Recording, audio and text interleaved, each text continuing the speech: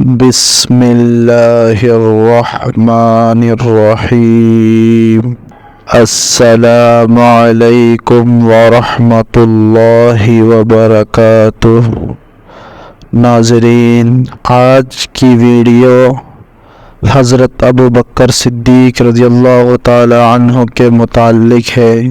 سوال: حضرت بلال حبشی رضی اللہ تعالی عنہ کو کس نے خرید کر آزاد فرمایا؟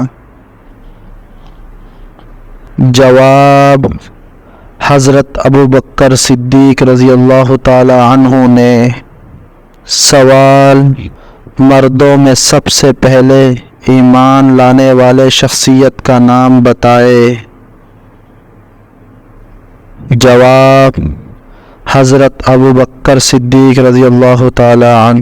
سوال: حضرت ابوبکر صدیق رضی اللہ تعالی عنہ کی دعوت پر کون کون حضرات ایمان لائے؟